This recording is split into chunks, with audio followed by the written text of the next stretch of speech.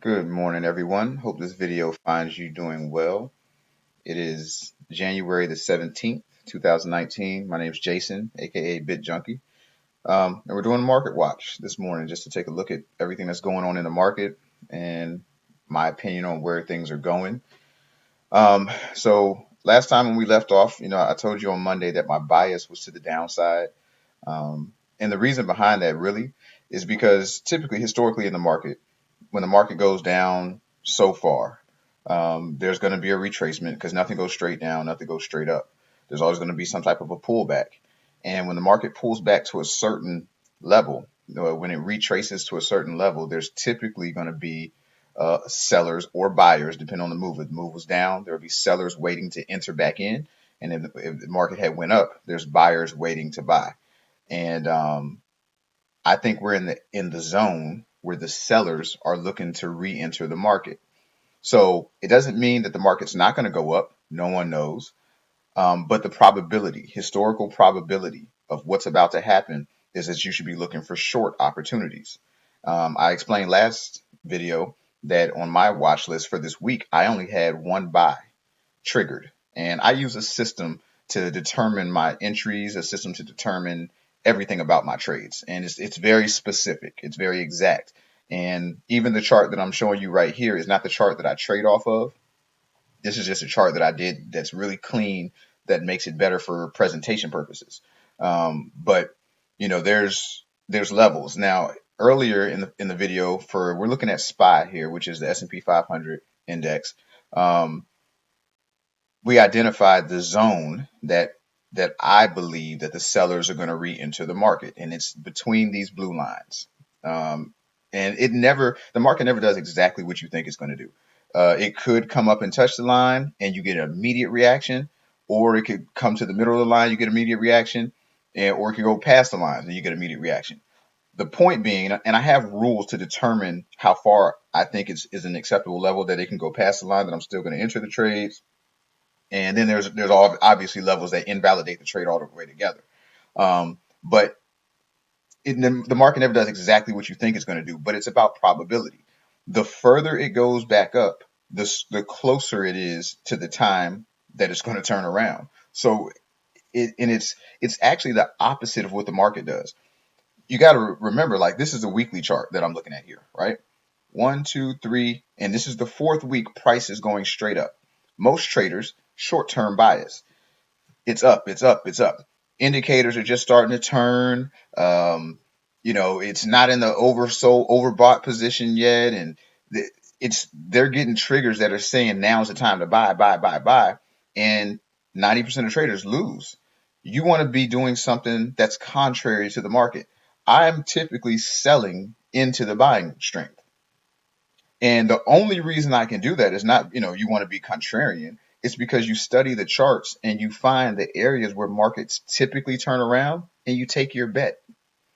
And that's pretty much how it goes. So if we look at SPY, and I'm going to show you an example of this, okay, here in a second, but let's look at SPY. So right here, this is the sell zone. I would have liked it to be closer in the sell zone. Now remember, this is 500 stocks. So some of them are going up. You could take Netflix as an example. Netflix has been flying up. They announced that they raised the price of their subscriptions. And if you go, let's go to the daily chart. If you look at Netflix, it gapped up twice. Well, three times. Well, four times. Look at this. Gapped, gapped, gapped, and gapped. And that's all since the 3rd of January. I mean, this thing's gone straight up. And so that's the index. S&P is 60% weighted towards tech. So when you have one of the tech members, one of the FANG stocks like Netflix, appreciating at such a high level, it's gonna carry the entire index up a little higher. But there's other sectors that have already showed symptoms of decline and reversal. And I'm in several trades. I've taken many trades this week, and we're going to get into one of my trades here in a second. And I want to illustrate a point. But this is a buy zone, a sell zone for me. And the reason is the probability. It does not mean I'm right. It does not mean sell everything at this point, because like I said, I had one that triggered a buy. It's just that overall market direction, the markets get tired and they're only going to go up for so long, and then you're going to see the reaction. to the downside. Now, that doesn't mean that it's going to hit this area and go down and make new lows. That's not what it means. This is what retest, the phrase of retest comes from. Typically, the market runs out of steam. It will reverse. And when it comes down here, there will be buyers waiting in this area here to buy it back. And whether they win or lose and push it further up or it goes further down, we don't know. That's why you trade the market that you're in. You don't try and trade the market, you know, preconceived idea. You want to use probabilities, pick your spots, and then you want to react to what the market does. That's why the tools that I use are completely objective and dynamic, always changing. My support resistance, I watch about 87 stocks, I think, or 85 stocks, something like that. And I don't have a screener. I am the screener. Every day I comb through every one of these stocks individually, chart by chart, and pick, whether or not I have a little system. So you can put tabs on TradingView. I've got red, you got red, yellow, green, purple, and blue. This is the pro version of TradingView. So you get these different color labels when you upgrade to a paid service. Okay. So what I do is when I get a polarity change on a particular stock, I'll change it to yellow. Okay. Then when it reaches a level where it's close to where I would want to enter, I change it to red. And then once I enter the trade and it's active, I change it to blue. That's my system, right? So I go through the chart every day, and if you'll notice, there's different labels next to the different stocks. And what that is preparation so that I always know which stocks are approaching what areas. And you see there's a lot of blue things on there. As a matter of fact, if I pull up my blue trade tab, these are the trades I'm currently in. And full disclosure, I'm not live trading on TradingView. What I do is all the trades that my system triggers, I mirror trade them on TradingView because I use TradingView as my charting. TradingView is the best charting software, in my opinion, for the stocks that I have. And they do offer a paper trading version. So I just mirror all my real trades here as well, so that when I'm looking at my charts, I know which trades I'm already in. So here's my red list where I'm looking for trades. Here's the yellow lists that are, there's a polarity change and they're kind of like on the lookout. And then the main watch list is just everything else. Okay. And I screen these every day, and my levels, weekly support and resistance, at the end of every week, I go back through every chart and I readjust, see if the polarity changed on the weekly chart to up or down, and where my bias should be. And it has to be dynamic because you can't precondition the market in your mind of what you think it should be. You have to trade what it's doing, okay, live. So, but here's the thing. So I have a sell bias right now. That's Spider. Let's look at QQQ, which is the S&P, not the S&P, which is the Nasdaq 100. Um, Also, in a sell zone, if you go to a weekly chart, I use Fibonacci. Fibonacci is a price ruler. Don't get too locked into the magic of the numbers. The numbers I don't think matter as much per se. All this is really telling you is how far back price has come against the original move in a percentage, and that's something that you can track. And historically, where did the sellers show back up? And based on Fibonacci numbers, historically they show up between 61 and 78% of a retracement of a move if it's going to continue. But here's the magic: there's a reaction at that level because there's indecision in the market anyway. And I could really make a video to talk about price action and how it works, and maybe I'll do a price action video one day to really dig further into why it fails at those levels so consistently. But it's a very consistent cycle of the market getting tired, people taking profits, which triggers more selling, which triggers momentum, which triggers sales. And it's a ebb and flow. And then eventually, if it's in an up market, there'll be more buyers than sellers when you get to the buy zone going back down, and the price will reverse. If not, it'll continue going down. So that's a simplified version of it, but there's reasons why it does this at these areas. But it's just dangerous to buy in this zone because there's a lot of sellers in the market. And you can identify this by looking at the chart. So as you see, we've entered that zone, and you got our first red candle yesterday at the zone, and my bias is to the downside. And again, you don't just sell it; you have to have rules and entry rules on why you take the trades. But I'm looking for sales, and I'd be hard pressed to look for a buy. All right, so what I want to do is do something a little bit different than most people would do. Instead of saying, "Hey, look, I won these trades. Look how much money I'm making." Let me show you where you're wrong. Let me show you a trade that I lost yesterday or the day before yesterday. I don't know which day it was. So here's Google, and I preset this up. Okay, so and you can see TradingView tracks your trades when you do it in here. This is another thing I like about them is they track where you entered the trade. You see this little, let me see if I can zoom in further. This little red dot here, this little red down arrow where my cursor is right there on the top of this long blue candle here. That's where I entered. And then the blue candle shows you where I exited, what candle I exited on. And this was a loss for me. Okay. But I just want to show you something that's very, very important. So I determined through my trading strategy that the polarity of the market, I had confirmation here. This is a sell zone on this chart. I had confirmation of a polarity change to down, and I had a really strong retracement. So I entered a sell position on this trade. Okay. On this candle. My entry was 1083.76. My stop loss was $10.88. And so this was my stop, this red line, which was triggered. And my trade profit target was down here at 1062. All right, so there's two key points I want to drive here. The first point is always trade with a stop loss, because a stop loss is how you determine your risk reward ratio. You always have to know how much you're risking versus how much you're going to gain if the trade goes in your favor. So it's super important to know going into the trade where you're getting out at on the losing side and the winning side, because then you live the fight on, you can control your loss, which is fine. And also you can make sure that your winners are bigger than your losers. So when you develop your strategy, what you want to do is determine if you let me see. So if you determine what your strategy is, and then you test that strategy against the market of how often are you right versus wrong. But you always want to have a strategy who at its core is designed for your winners to be larger than your losers, because it gives you more room on your win rate.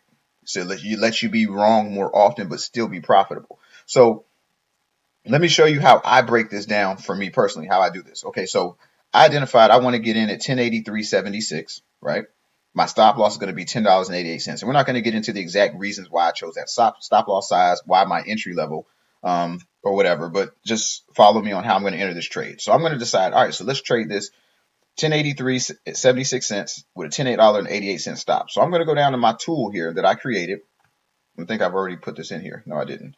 All right, so 1083.76 is my entry price.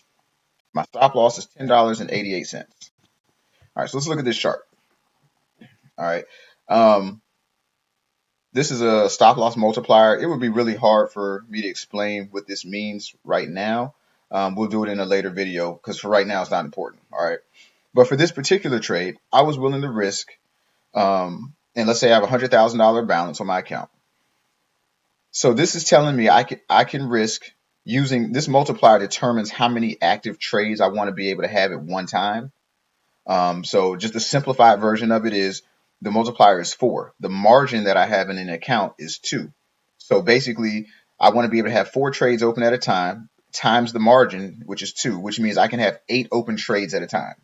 Okay, I hope that makes sense. So, and I can change this multiplier. Like if I changed it that I wanted to only have 1 trade open at a time, and then with the multiplier, that'd be 2. It changes how much margin I would use on a $100,000 account, what my risk would be, which would be 1%, and the risk amount would be more. But what I found is it's better to have more trades open, even if they're correlated. It's better to have more trades open, and we can talk about that on another video too, because that's another topic to discuss. Market correlation is very important, and there's different views on it, but I'll give you my view at a later date.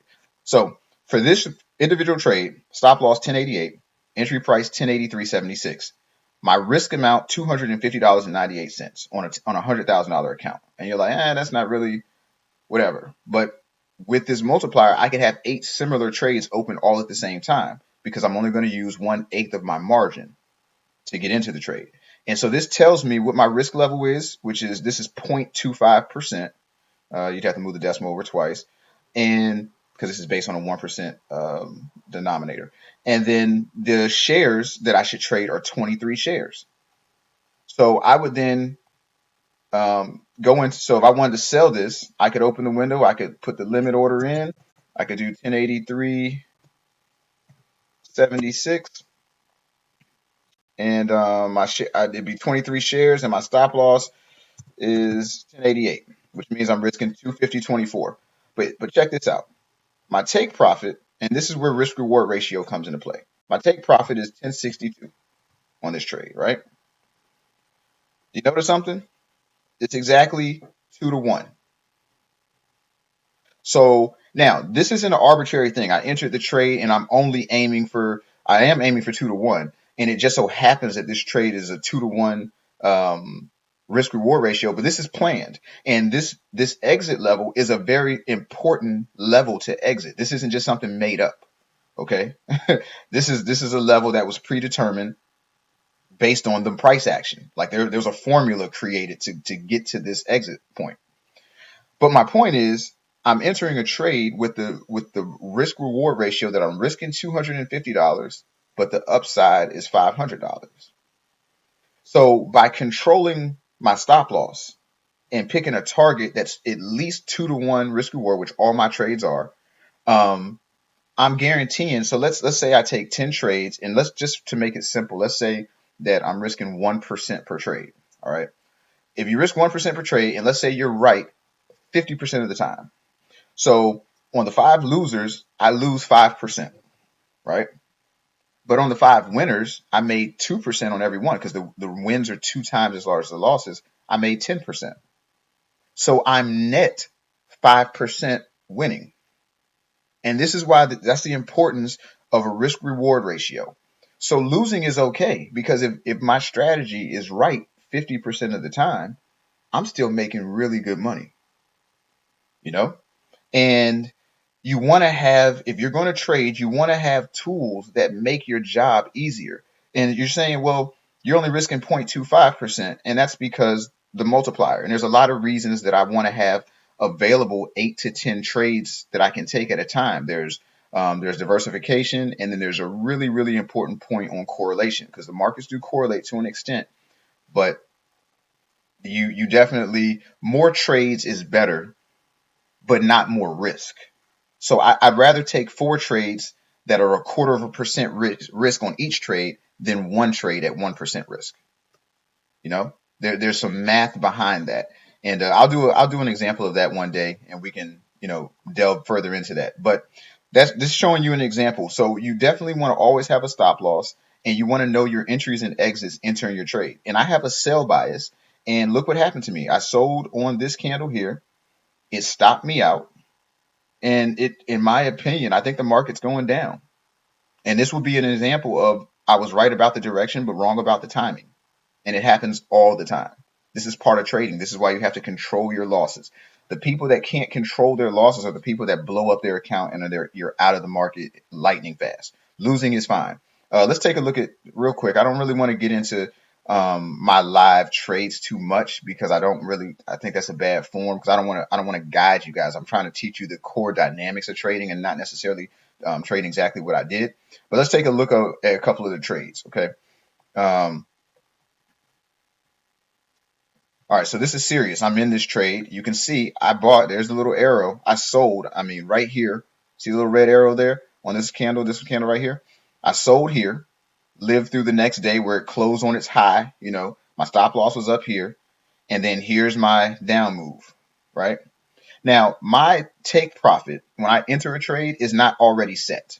Okay, it's not set.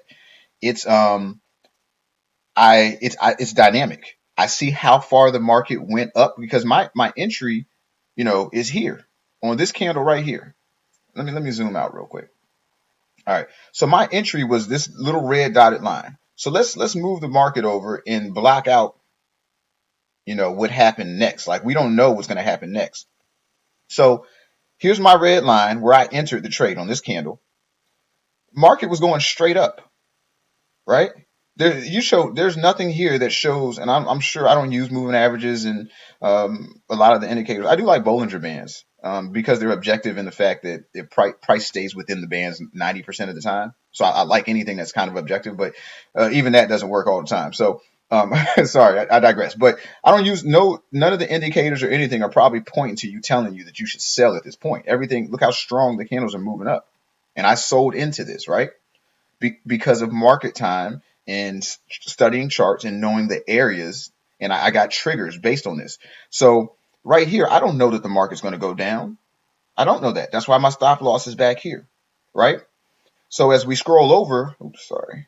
As we scroll over a little bit, and we see how the market developed, the next day it looks like I was pretty silly for taking that trade, right?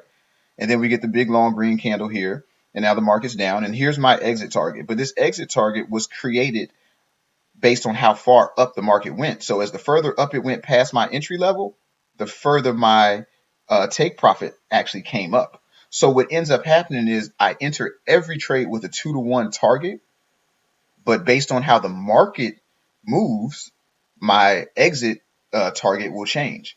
So let's look at where I'm at. So this trade risked $922.99, which was 0.97%, almost 1% risk, right? I never risk more than 1% on a trade. Sometimes it turns into more than 1% because you'll enter a trade, then you'll lose a trade, which drops your balance. So then, what was a 1% trade might become a 1.02 or 1.03% trade because your balance went down, right? Because, if you got 7 or 8, 9 trades at one time, some of your losers, especially my strategy, my losers typically close before my winners do. So when I'm wrong fast. But when I'm right, it normally takes a while for it to materialize. So, but just to show a point here. So my risk is $922, and after the market made its turn, my target to exit is 1.6 1,006 no. Yeah, it's $1,605 profit on this trade. Okay, so let's put that in a calculator and get a percentage. My average wins are 1.8 times larger than my losses on average. After you factor in, because remember, you enter the trade, you don't know where it's going to stop. So it's 2-to-1 going in, but by the time it could be as low as 1.4-to-1, or it could be as high as 2-to-1. Sometimes I call it to the penny. Most of the time, no, but that happens. So if you divide my target profit by my risk on this trade, you get 1.73. So this trade has a 1.73 risk reward ratio. So using our previous example of 10 trades, 5 losers, you'd be minus 5%. The 5 winners would be 5 times 1.73, which would be roughly 8.5%. So 8.5 minus 5, we'd be up 3.5%. It's a winning strategy at a 50% win rate. My win rate hovers around 60 to 70%. So it's a lot more profitable than that. But the key is to make sure your winners are bigger than your losers by a significant margin. So going into every trade, 2-to-1 for me. So stop losses are very important, guys. If you're trading a strategy and you're testing it, make sure your winners are larger than your losers, and always use a stop loss. A mental stop is like not having a stop at all, because mentally you can be unstable. FOMO, fear and greed, all that will play havoc with your psyche, and you'll do silly things in the market. And it's hard to be consistent when you don't have objective rules. Okay. And so like this trade here is up $842. I sold into strength, which is typical of me. And I buy into, let's see, we sold Sprint as well. Right here. Here's the green, this blue line. It's taken a while to materialize. I sold Sprint here on this candle, lived through the downturn. Actually, I got a second trade entry trigger here, but it didn't come up far enough for me to get in. I like deep retracements because, like I said, the further it goes up, when I think the polarity is the opposite direction, the further it goes the wrong way, the closer it is to turning around. So I like to buy deep retracements or sell deep retracements, and it helps me get a better risk reward ratio as well. Because the further up you buy it, the further down you don't have to go to hit your 2-to-1 ratio. So there's math and how I do that. But you look at the Sprint trade, it's up $1,068 based on a $100,000 account. And if I pull up this one, if you look at this one, my stop loss is my entry price now, because it went far enough down that, and I have a metric for it. It went far enough down to move my stop loss up to break even. So if this trade is to reverse on me and I'm completely wrong about the direction and it goes back the other way on me, I'm not going to lose any money on this trade. So my risk reward on this trade now is basically 1.45% to zero, because it went far enough. And my take profit area, you can see the blue line right here, is at $5.97. We're pre-market. Let's see, it's 9:10 a.m. right now. So the market's going to open in 20 minutes. Who knows what it's going to do today? No one ever knows. And these are just some of the trades that I'm in. And you'll see a common thread. Here's my entry spot. Here's my take profit. It's up $520 on AT&T, and you'll see the same kind of scenario. I'm going to make $14.97. The loss is $7.76. And if you do the math on that, it's probably around 1.8, 1.9 or something like that. And the one buy that I had was CBS. Here, it's up 86 bucks. And I bought here. Target is here. Stop loss is here. And same thing. Risking 733, profit 1340. And remember, I never know my take profit. Do I have one where I don't know the take profit yet? I don't know. Yeah, I think maybe this one. No, this one. I have a stop loss in. It's always, I don't know. Okay, so bad examples, but I never know what the take profit is going to be until, and like this is a losing trade right now. Tyson Foods, I sold here. My stop loss is up here. My risk is $9.99. This is basically a 1% trade. And see, here's that example. Some of my losses have closed, whereas some of my winners haven't closed yet. So the ratio of how much this $9.99 is of my account is changed a little bit. And then but look at the size of my take profit versus my stop loss. If I always do that, if I'm right 50% of the time, I'm going to make good money. As a matter of fact, with a 2-to-1 risk reward ratio, you only have to be right about 38% of the time to make money.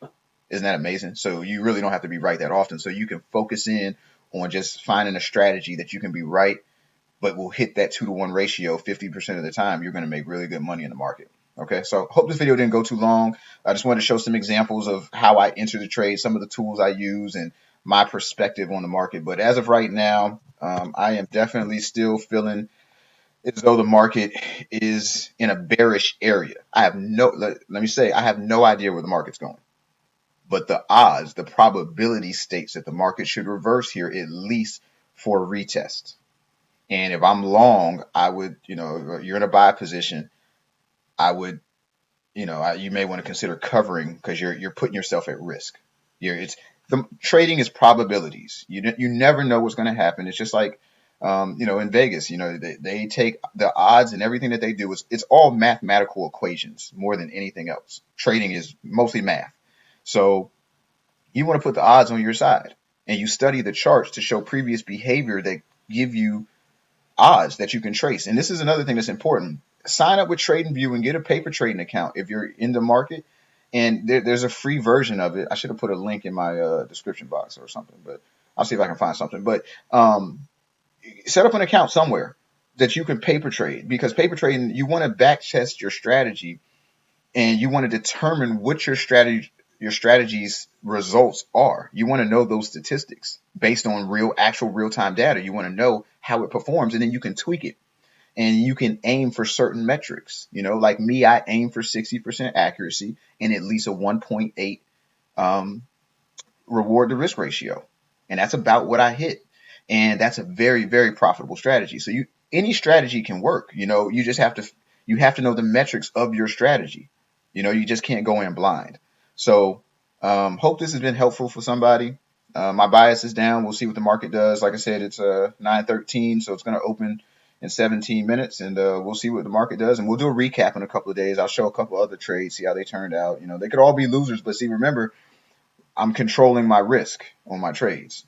So I have exit points where I'm at break even. So even if I'm wrong, it just breaks even. I do have some counter trend trading sometimes, but all my trades have shown up as sales right now, all the indicators I use. And we didn't get into that on this video, but maybe in a later video we'll discuss more of my actual trading strategy and why I enter the trades and how to determine everything. So again, hope this is helpful. If you like the video, like it, subscribe to the channel. More information coming soon, and I hope you guys have a blessed day. Talk to you later.